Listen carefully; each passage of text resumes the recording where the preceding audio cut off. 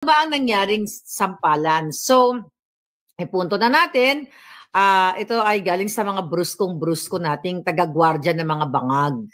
Kaya nga sabi ko sa inyo, mga sir, nakita nyo na ang sampalan blues. Sino ang nanampan? So, ang eksena dahil nga, di ba, according kay Bangag, ay nire-review niya at pinag-aaralan niya itong national budget or yung General Appropriation Act.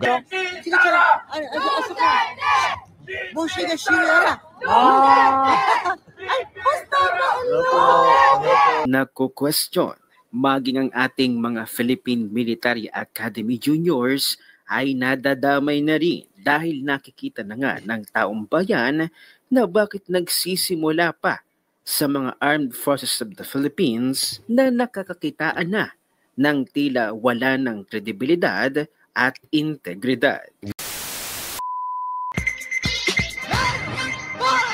Yes. Magandang hapon muli sa inyo mga kasama. Nandito na naman si Kuya Goods nagbabalik.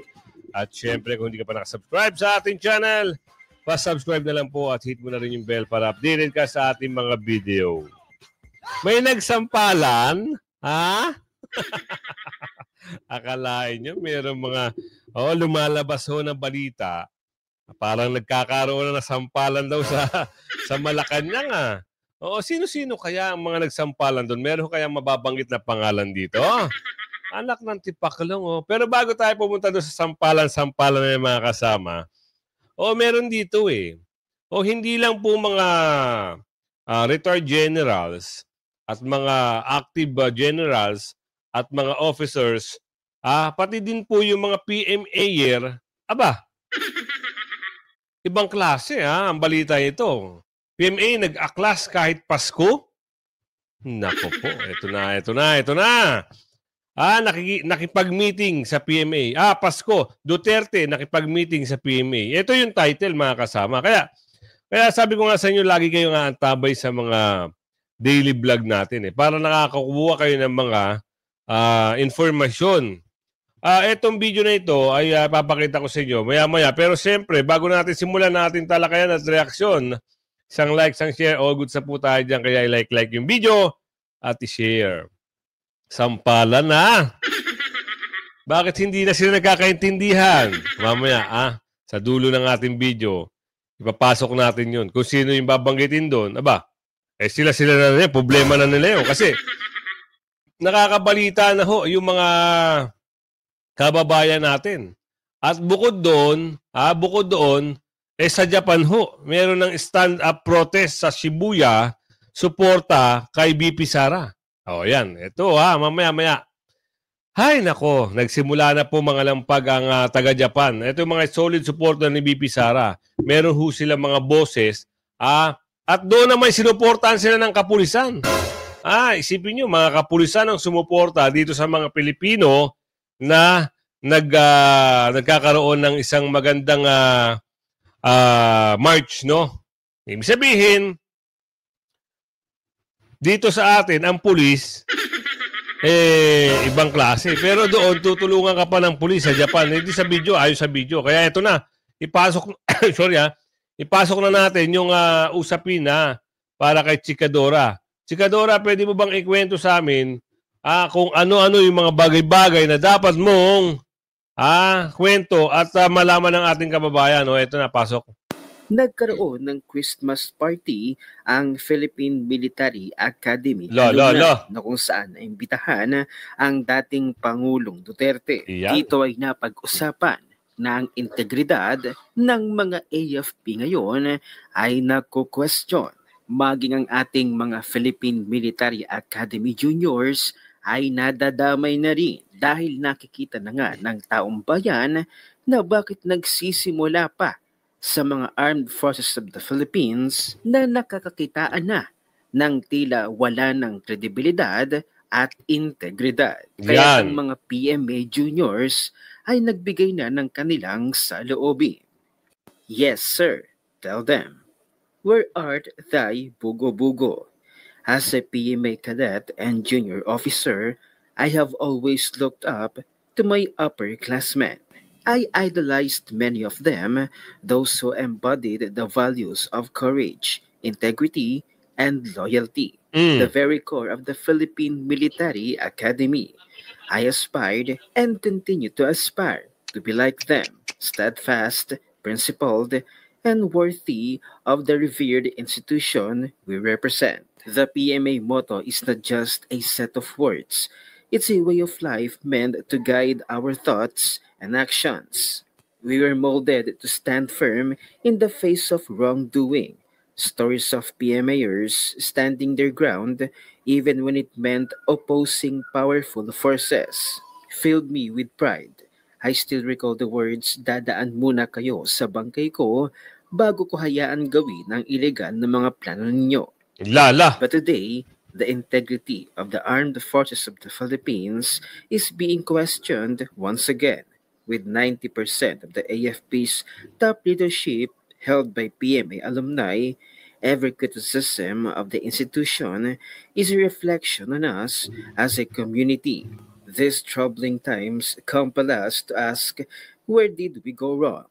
The term politics in the military, is deeply disheartening. As cadets, we were taught to uphold professionalism, discipline, and unwavering service to the nation. But today, we see a culture of political affiliation and patronage creeping into our ranks. How did this happen? Who started it? And why is it being tolerated? Nako, yan ang tanong ha ng mga PMAer. Ang nakakabuwisit dito, mga kasama, bakit pati kasi yung mga di ba ano bang ang sinasabi nila? Kami ay makakonstitusyon, kami ay makabayan. Pero ang nakikita at nararamdaman ng ating kababayan ay parang walay! Sabi dito ni Josephine, walay! Si Negro ba ito? Sabi nito, Negro ba iyan? Wala ka daw maaasahan dyan. Josephine!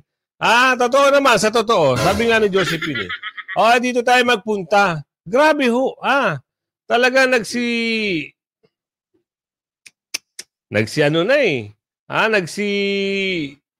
tayuan na ho. Ibig sabihin, umistan na itong mga taga-Japan. Ngayon ho lang ito, kapapasok lang ho to. Japan ito, sa Shibuya, Japan. Ito, pasok na natin. Ang gandala. Nakuha dito sa Japan. Kasama ang mga liderado ng 21 different groups in Japan who love the Philippines. Tama ba mga leader? Duterte! Duterte! Duterte! Duterte! Duterte! Duterte!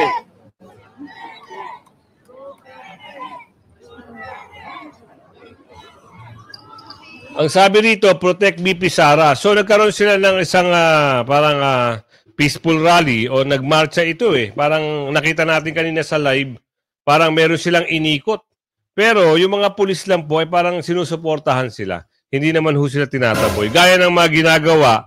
Sabi ni Jesse, sa atin dito hindi ka makaporma dahil bantay sarado ka ng mga napakaraming truck.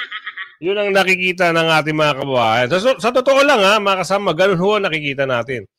Kaya napakaganda dito sa Shibuya, yung ginagawa nilang rally dyan, talaga namang pinapakita na nila yung pagkasuporta. At hindi lang dyan, meron pang mga taga-ibang bansa ngayon ang nagbibigay suporta. Nababalitaan natin sa Europe para magkakaroon din ng mga peaceful rally. Marami na mga bansa ang napapakita ng kanilang suporta kay BP Sara. Kaya naman siguro ito, nagkakasampalan na. Bakit? Bakit nagkakasampalan? Anong problema? Siguro daw, meron daw papapirmahan, ayaw daw pirmahan ng isa. Tapos, yung isa tumututol. Eto na, bahala na kayong umintindi. Siya magkukwento sa atin ito para mas maganda. Pakinggan natin ito yung ulat kanina lang. Ay nako, sampalan to the max ata nangyari. Buti na lang walang video Kung may video talaga trending itong mga ito Ayan naman kasi.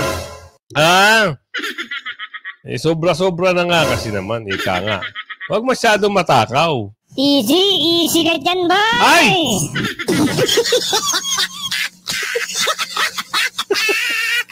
Oo naman. Kasi pag matakaw ka, ganyan talaga mangyayari. Di ba? Hindi ka na kontento. Gusto mo nang ubusin. Talagang inuubos mo na. Ano pa? Ano pa ang gusto nyong kunin? O mamaya meron pa tayong ibibigay sa inyo kung ano yung pag-uusap doon. Mamaya, si Ate Karing ang magkukwento nun. Ano ba ang pag-uusap dito? Ano ba ang sinampal? Sino sinampal? Kinurot ba? Kinagat ba? Ito na. Pero mga kababayan, ang ating bagong pasabog ngayon, Ayan. diba, pasabog sa 2024, ay nagkaroon ng jugjugan sa Nako. Malacanang. Ayon sa ating, kung ako ay medyo tingjahas, si Cathy ay meron din siyang puting butiki. Naluloka ako sa mga eksena. Ano ba ang nangyaring sampalan? So, punto na natin. Ito ay galing sa mga brusko nating taga-gwardya ng mga bangag. Kaya nga sabi ko sa inyo, mga sir, nakita nyo na ang sampalan blues. Sino ang nanampan? So, ang eksena dahil nga, di ba, according kay Bangag, ay nire-review niya at pinag-aaralan niya itong national budget or yung General Appropriation Act bago matapos ang taon. Anong petsa na ba ngayon sa Pilipinas? Alam mo ate, ano na ngayon 29? Oo, pero ngayon hindi ho pipirmahan yan kasi Sunday ngayon dito. Baka ho bukas. Ngayon, ang siste, kung mapirmahan yan at walang hindi pumirma yung ibang senador, ano mangyayari? Tuloy na rin yung kwento. Maganda ito mga kasama Natutuwa ako dito sa, parang teleserye. Ang bida, ang bida rito, ay wala atang bida rito, puro kontrabida. Sabi ni Jomar dito, lahat yan, Kuya Gus, kontrabida, walang bida dyan. Tuloy. Pilipinas 28. So, di ba, dahil nga sa kajotahan nilang mga ginawang unconstitutional na paglaan ng mga budget, lalo na dito, syempre, sa pagtapyas ng budget ni Inday Sara from 2.3, naging 2.3 billion, naging 700, I believe, kung tama yung aking recollection. Then also, yung sa PhilHealth, yung sa DepEd, at sa iba pang mga mga illegal insertions doon sa budget. So dahil ang eksena ayon sa ating Juting Jahas, sampalan dapat may mabaliktad na. Sabi ni Palangga na wala ka, Palangga. Alright, so ngayon, alam niyo, napakaganda ang pangyayari sa ating bayan. Dahil nga nagja-jive ang mga kaguluhan. Di ba? Nung ating pasabog sa inyo, not really that pasabog, pero nung December 24 ay absent nga si Tambaluslos doon sa kanilang family Christmas party. Wala rin si Amy Marcos dahil nga nagkakagatan na sila. And we are happy to hear that. Na ano yung kinagatate? Tenga o ngipin? Sana may video para nakita natin, Sayang naman. Tuloy. Pwede nga lang maggurgura na sila ng bonggang-bongga at nang matapos na, di ba? Dapat nga si Lisa Tanas ay talagang sakalin niya na si, yung Coting. So anyway, ang eksena daw sa Sampalan Blues doon, dahil ayaw papirmahan ni Lisa Tanas ang national budget o yung General Appropriation Act. Diba? Ayaw niyang papirmahan kay Bangag. Bakit, ate? Bakit ayaw papirmahan? Anong dahilan? Kasi diba, ayun ang hinahabol-habol nila. Yung pondo na yan. Bakit ngayon parang iba ata ang hip ng hangin? Tuloy natin para maalaman pa natin. Parang nakaka-weirdo, no? Parang, gusto nila ng matinding pera, pero ayaw pa pirmahan. Sabi dito, nagkagata na sila. Sampalan sa Malacanang. Parehong magugulang. Ayan ang title, Lalakihan ko, baka sabihin nyo. Gumagawa tayo ng Ayan, Ayan ang title, di ba? Basa-basa para maganda. Ayan, tuloy natin. Kasi dahil, isa pa sa kadahilanan, dahil nga nag-aaway sila, ito according to our source, na itong si Martin Romualdez, siya naman ay gusto niyang i-push na permahan na. At si... kasi naman malaki yung yung budget ng AKAP eh. Di ba? Kaya gustong-gusto nito ni...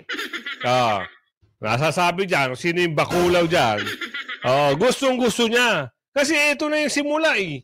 Tagumpay! Ika nga, sabi ng isang nagko-comment natin si Geraldine. Kung mapirmahan man yan, tagumpay. Bakit yung isa parang humahad lang? Ayaw na ata.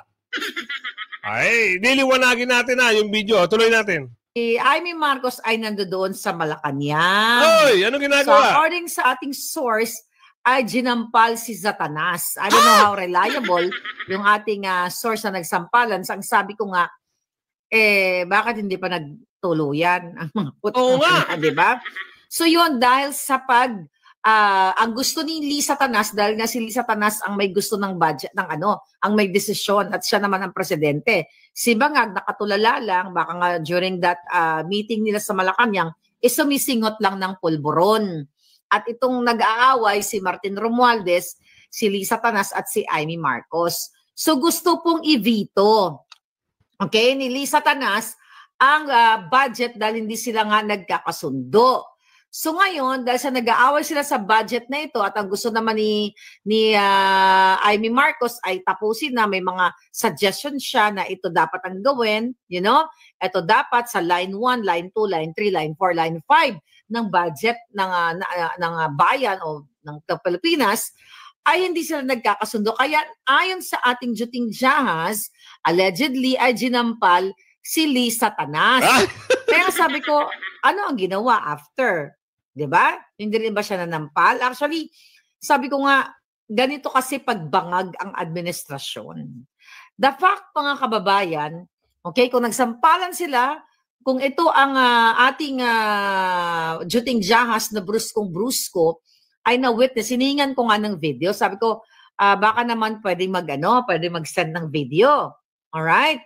Walang video kasi syempre nga, kung ang mga PNP nga, di ba, at ang mga military ay pinagbawalan ni Lisa Tanas na gumamit ng video, how much more, yes, Alfred, thank you. Alfred Soriano. Cotton Fin, thank you. So how much more, di ba, how much more doon sa loob ng Malacanang ipinagbabawal? So for sure may CCTV yon. At yung mga jampalan, kahit naman nung sinapak ni Lisa Tanas si Bangag Jr. sa aeroplano, remember? Nung papunta sila sa New York na nagkaroon ng black eye and everything. For sure, one day, kapag wala na itong mga bangag na ito, ay lalabas at lalabas yan, mga palangga.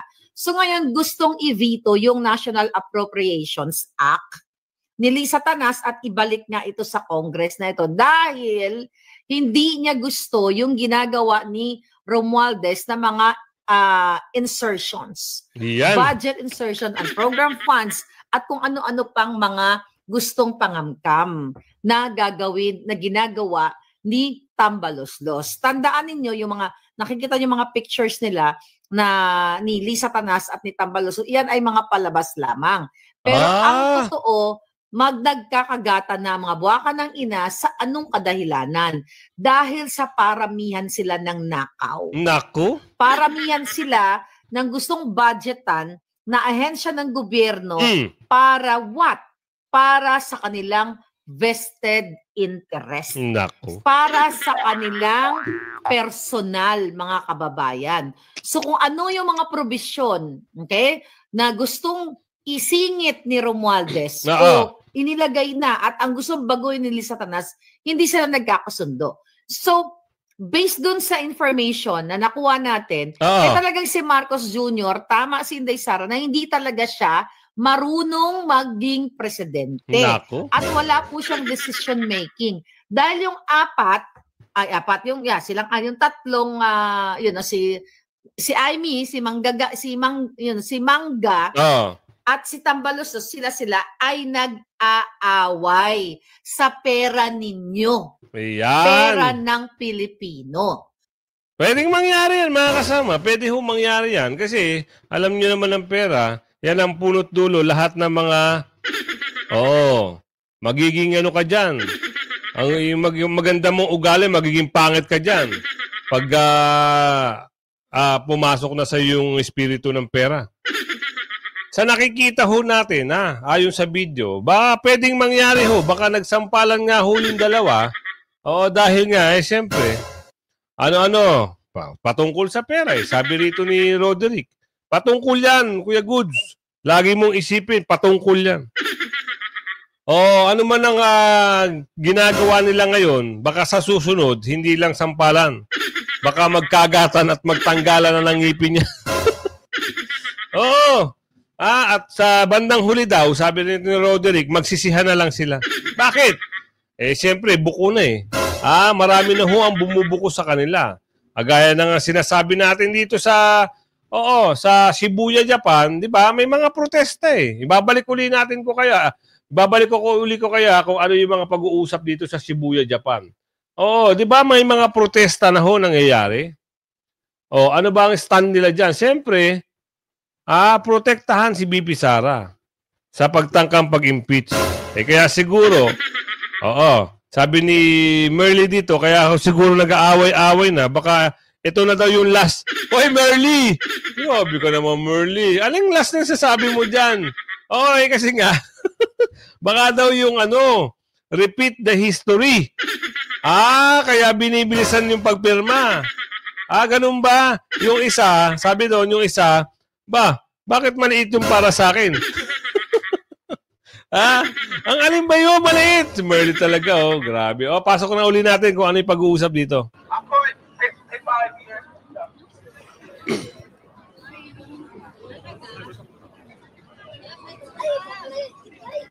Kanina hulang ito Ang dami hong, kita nyo, marami rin nakisimpatya. Siyempre, ibang bansa naman, hindi naman solid na maraming Pilipino dyan. Pero makikita mo naman, meron silang mga sinagawa dito. Alam nyo, na nakikita nyo sa paligid nyo, tumingin kayo sa kanan. Sinong nakikita nyo? Anong kulay ang nakikita nyo sa kanan? Tumingin kayo sa kaliwa. Anong nakikita nyo kulay? Green color of you, green!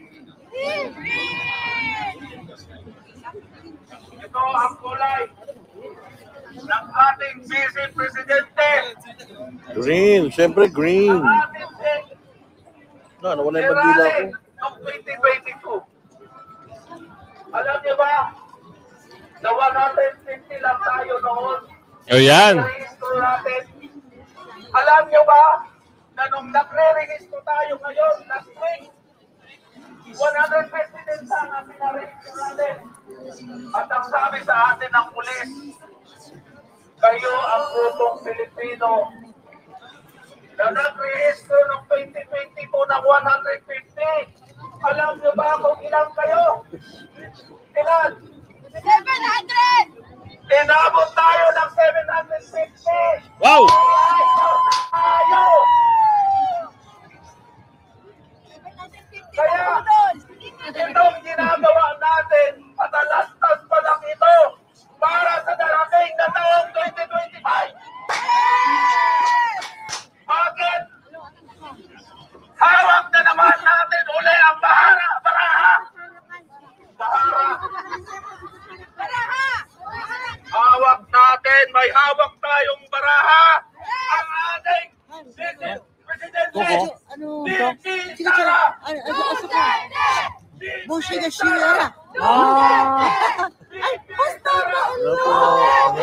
Afternoon po. At habang ang Pilipinas Famous vlogger. ay nagpupumilit Very pumasok good. sa kahirapan at panluloko ng gobyernong Marcos Jr. Kanila namang inaabangan ang karapatan ng bawat Pilipino at iinday sa Grabe naman maka-famous ang ating vlogger Vice si President. ate. Kaya Ano naman hindi famous? tayo Cute papayag lang, cute. na walang boses ang ating Vice President. Sisigaw natin, ipaglaban, BP Sara, ipaglaban! Ipaglaban! BP Sara. BP Sara! Ipaglaban! Ipaglaban! VP Sara! Ipaglaban! Oh, kita nyo, ang saya mga kasama, di ba? Naririnig mo ang mamamayang Pilipino sa Tokyo. Parehong taga-Samar, Lady. Ahem ka. Ang balos-los. Ahem. Hindi mo ako makakalimutan. Dahil sumama-sama ka kay Inday Sara para na suportahan ang iyong putik. Ay, like and share na. Like and share na. Bilis. Binabastos yung kaming mamamayang Pilipino. Binabalahuran yung aming karapatan. Wala na kaming bidyang makapagsalita. Kaya idadaan namin sa kalsada. Handa ba kayo? Ang inyong mga braso, mga kamao. Inday Sara! Duterte! Duterte! Yan mga kasama, nakita nyo naman, di ba? Ibang klase ho yung mga bagay-bagay na may boses dyan sa Japan. What more pa pagdating ng January 13? At syempre, dun sa mga magsasagawa din sa iba't ibang mga bansa. Meron ho kasing nag-organize ayon sa ating nakuhang mga information. Marami ho all over the world. Parang isasabay ho nila yung gaganaping peaceful rally dito na inorganize ng isang religious group. May sasabay din dun sa iba't ibang mga lugar, iba't ibang mga bansa. Grabe, no? Eh bakit naman? Oo, ano bang sabi ni... Ito. May babala. Sino may babala? Kasi ito yung yung Maharlika Funds eh. Usapang Maharlika Funds. Ano kaya ang pwedeng mangyari dito sa Maharlika Funds? Ito nga Maharlika Funds mga kasama, hindi nga ho ito pinakialaman ni Tatay Digong eh. Ni dating Pangulong Duterte o ang Pangulong Duterte. Hindi pinakialaman kahit nagkaroon na ho ng mga nagkaroon na ng pandemic, di ba? Hindi niya inano yan. Kasi importante yan pagdating ng araw. Dapat dyan walang gumagalaw. Ano nangyayari? Bakit merong mga ganitong usapin? Ito nga panoorin natin para meron kayo idea. No? Kasi ako nagtataka. Bakit nila ito? Pati ito pinakialaman na. Sabi sa video. Kaya tayo nagre-reaction lang naman. Magbe-base ko tayo sa video. Ito, pasok. Ate Karing. May babala ang International Monetary Fund. Nalagay umano sa alanganin ng Land Bank at Development Bank of the Philippines matapos nilang maglaan ng 75 billion pesos para sa Maharlika Investment Fund. At yan na nga, nagpakita na ang sintomas ng Maharlika Investment Fund. Kung ako lang ang tatanungin, good as dead na ang perang ito. Nasa kamay ba naman ng mga kurakot? Panoorin ang buong video. Ang detalye sa agenda report ni Sujin Kim. Nanawagan ng International Monetary Fund para sa agarang capital restoration ng Land Bank at Development Bank of the Philippines. Ito'y matapos maglaan ng 50 billion pesos ang Land Bank at 25 billion pesos ang DBP sa Maharlika Investment Fund. Ayon sa IMF, ang kapital na inilabas ng dalawang state-owned banks ay nakaapekto sa kanilang liquidity at common equity na sukatan ng financial health ng mga bangko. Para kay Alex Escucha, ang presidente ng Institute for Development and Econometric Analysis, bumaba ang common equity o CET1 ratio ng Land Bank at DBP. Ang sa DBP, naging mas mababa pa sa regulatory minimum na 10%. Because of that effect, DBP will have no choice but to reduce its assets and loan portfolio. Simple implication, they cannot expand. Parang,